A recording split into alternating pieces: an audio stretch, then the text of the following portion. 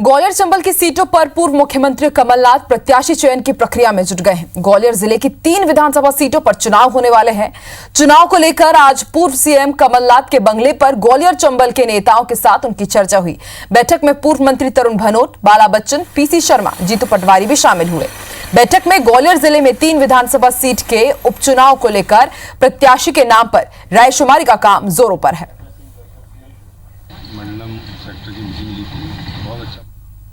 चंबल में आज ग्वालियर की जो 2 सीटें उस पर मीटिंग है, उसमें जो भी वरिष्ठ नेता वहाँ के हैं और कार्यकर्ता उन सबको आमंत्रित किया गया है। और 20-25 लोगों ने जो पहले दे दिए होंगे अपने बायोडाटा, वो कल और दिए। मतलब एक सीट के लिए इतने लोगों का आना ये उत्साह बताता है कि कांग्रेस में उन सीटों पर लड़ने का इतना उत्साह।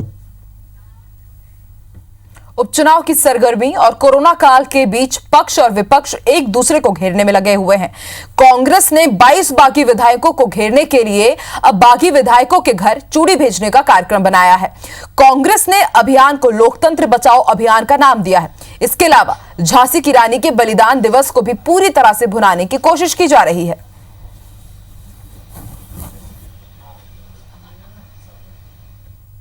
कि जब ये सरकार को धोखे से गिराया गया और जनता के मतों को धोखा दिया गया, मतों की अवहेलना की गई, तो बहुत सारी विधानसभाओं से आम लोगों में इतना ज़्यादा गुस्सा था कि वो अपना गुस्से का प्रदर्शन करना चाहते थे, लेकिन वो कांग्रेस के कोई कार्यकर्ता नहीं थे। उनका ये कहना था कि हमें एक ऐसा बैनर चाहिए कि हम इस 22 लोगों को किसी भी सूरत में जो जनता के मतों का मंदिर है वहाँ ये लोग नहीं पहुँच पाए। तो एक तरफ मध्य प्रदेश कोरोना से जूझ रहा है, वहीं कांग्रेस हो या फिर बीजेपी हो, दोनों ही उपचुनाव की तैयारी में लगे हुए हैं। चलिए और ज्यादा जानकारी के लिए हमारे सहयोगी भोपाल और इंदौर से जुड़ रहे हैं। भोपाल से नवीन सिंह हमारे साथ जुड़े हैं, तो वहीं इंदौर से दीपक यादव। सबसे पहले रुक करते हैं भोपाल का, बात करेंगे नवीन से। नवीन, आपने देखा कि किस तरह से आज सीएम शिवराज सिंह चौहान जनसंपर्क अभियान में जुटे हुए हैं। आज उन्होंने कई सारे कार्यकर्ताओं से बातचीत की और इस दौरान सोशल डिस्टेंसिंग कहीं पर भी नजर नहीं आया। वहीं पूर्व सीएम कमलनाथ की बात की जाए तो लगातार कौन से प्रत्याशी होंगे उनको लेकर के रायशुमारी की जा रही है।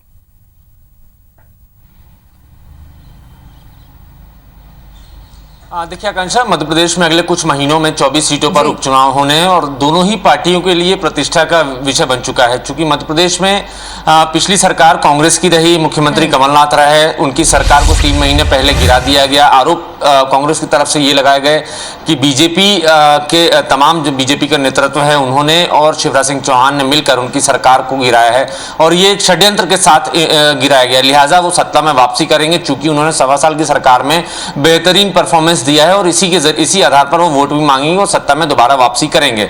अब चूंकि बीजेपी ने 3 महीने पहले सत्ता हासिल की है और सत्ता में एक बड़ा कमबैक किया है 1.25 साल के भीतर ही, तो बीजेपी के लिए भी एक बड़ा प्रतिष्ठा का सवाल बना हुआ है कि कहीं वोटर्स के बीच में या मध्य प्रदेश के 7.5 करोड़ लोगों के बीच में यह मैसेज ना जाए कि बीजेपी ने षड्यंत्र किया है। सिंधिया समर्थक विधायकों ने कमलनाथ का साथ और कांग्रेस पार्टी के साथ इसलिए छोड़ा था क्योंकि उनकी वहां सुनवाई नहीं हो रही थी। तो दोनों ही पार्टियों को, दोनों ही नेताओं को साबित करना है और दोनों ही अपने अपने तरीकों से लगातार इस कोशिश में हैं। आज मुख्यमंत्री शिवराज सिंह चौहान ने औपचारिक आगाज कर दिया है चुनाव का। आज सागर गए थे, सागर के माफ कीजिएगा रायसेन जिले की सांची विधानसभा सीट पर आज उन्होंने एक बड़ी सभा की है। इस दौरान उनके साथ जो बीजेपी से जो अगले प्रत्याशी होने वाले हैं सांची से, डॉक्टर प्रभुराम चौधरी, जो कमलनाथ सरकार में शिक्षा मंत्री भी रहे हैं, स्कूल शिक्षा मंत्री, वो भी आज साथ में थे। वीडी शर्मा प्रदेश अध्यक्ष भी थे। सीधे तौर पर कमलनाथ सरकार पर हमला बोला और ये बताया कि प्रभुराम चौधरी ने पार्टी इसलिए छोड़ी चूंकि वहां पर उनकी सुनवाई नहीं हो रही थी और वो मंत्री रहने के बावजूद भी काम नहीं कर पा रहे थे। तो इस तरीके से बीजेपी ने एक शुरुआत कर दी है। बीजेपी ने हाल में एक वर्चुअल रैली भी की थी, मध्य प्रदेश के लाखों लाख कार्यकर्ताओं को संबोधित भी किया था और पार्टी से जोड़ने की कोशिश भी की थी। इस बीच में लगातार कांग्रेस भी इस कोशिश में है कि इन 24 सीटों में से 18 से 20 सीटें जीती जाए। लगातार पूर्व मुख्यमंत्री कमलनाथ इस कोशिश में है और लगातार बैठक कर रहे हैं। अपने खास जो उनके विश्वस्त साथी हैं उनके साथ बैठक कर रहे हैं और हर विधानसभा सीट को लेकर गुणागणित लगा रहे हैं कि कौन यहां से प्रत्याशी होगा। चूंकि ज्योतिराज सिंधिया के जाने के बाद से ग्वालियर चंबल में लीडरशिप नहीं बची है, कोई दूसरा चेहरा नहीं है, ज्योतिराज सिंधिया कोई विकल्प नहीं बचा है। इस लिहाज से बहुत जरूरी है कांग्रेस को कि सबसे पहले वो एक चेहरे की तलाश करे जो पार्टी को जीत दिलाए।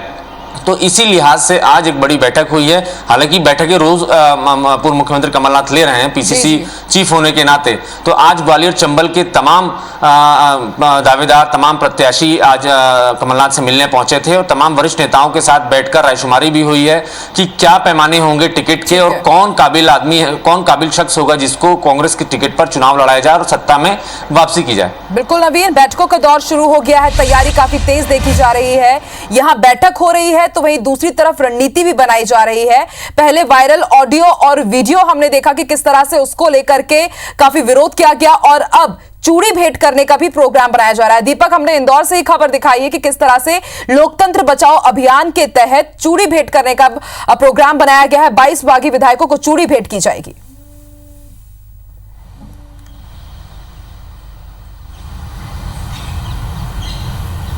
बिल्कुल निश्चित तौर पर एक तरफ राजधानी भोपाल में दोनों ही प्रमुख विपक्षी दल भाजपा और कांग्रेस अपनी अपनी रणनीतियां बना रही हैं। आगामी चुनाव को लेकर बैठकों का दौर जारी है, प्रत्याशियों का चयन किया जा रहा है, लेकिन वहीं दूसरी तरफ कांग्रेस यहां पर इंदौर से एक तरीके से कहा जाए कि बैकबोन की तरह यहां पर जो बागी विधायक हैं उनको घेरने की कोशिश की जा रही है और उसी के तहत लोकतंत्र बचाओ अभियान की शुरुआत की गई है। और ये उन जो 22 बागी विधायक हैं जिन्होंने कांग्रेस का दामन छोड़कर भाजपा का हाथ पकड़ा था और उसके बाद कमलनाथ सरकार गई थी, तो इन सभी बागी विधायकों को घेरने के लिए अब उनके घर घर तक चूड़ियां भेजी जा रही हैं और आगामी 2 दिनों के बाद झांसी की रानी का जो बलिदान दिवस है उसको भी पूरी तरीके से कांग्रेस भुनाने की कोशिश कर रही है। और 1857 में जिस तरीके से सिंधिया परिवार की तरफ से धोखा दिया गया था, जो बातें कही जाती रही हैं, उसको यहाँ पर अपना प्रमुख हथियार बनाकर कांग्रेस इस बातों को लोगों के बीच में पहुँचाना चाहती है कि 1857 से लेकर 2019 तक कुछ नहीं बदला और अभी भी किस तरीके से लोकतंत्र को धोखा दिया जाता है। इस तरह के मैसेज यहाँ पर शुरू किए जा रहे हैं। चूँकि कोरोना काल चल रहा है, कोरोना काल में